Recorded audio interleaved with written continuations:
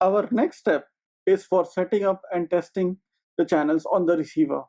Before following the procedure I'm about to set out, please make sure that your receiver is bound to your radio transmitter and correctly connected to your flight controller. Otherwise, none of the following will work. Let us look at how do we do so in our upcoming slides.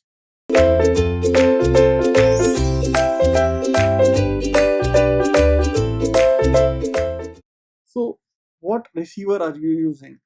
You are likely to be using one of the following bands: FR Sky, Fly Sky, or Spectrum. If you got an FR Sky receiver, you're likely to have either a PPM or an S-bus receiver.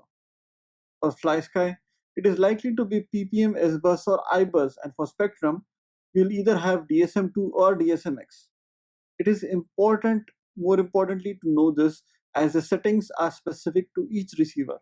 So make sure you look at these settings very carefully depending on the type of receiver you have. Configuring a PPM receiver in Betaflight is very easy. All you need to do is go to the configuration tab and scroll down to the receiver section and select PPN RX as the receiver type. Assuming that your receiver is connected to the correct PPM and pin on your flight controller and is bound to your radio, it should now work. If you're using an S-bus, I-bus, or a DSM receiver, you will need to go to the ports tab to enable the serial RX column. The important thing here is that you'll have to enable it on the corresponding UART port that your receiver is connected to. You can have a look at your FC manual for the pinout of your board to gain this information. Now that you have configured the settings, it is worth checking that it is working properly or so. Depending on your flight controller, you will be likely to need to plug in your LiPo battery to provide power to your RC receiver.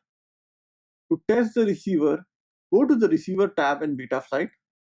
On the screen, you should see the bars moving as you move the sticks and switches on your RC transmitter.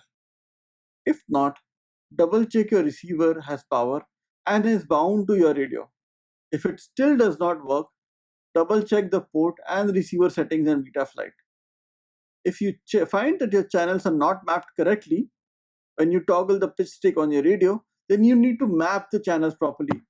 However, you have to make sure that your receiver is working properly so that there is no disconnect between the receiver and the transmitter and what you actually want the drone to do.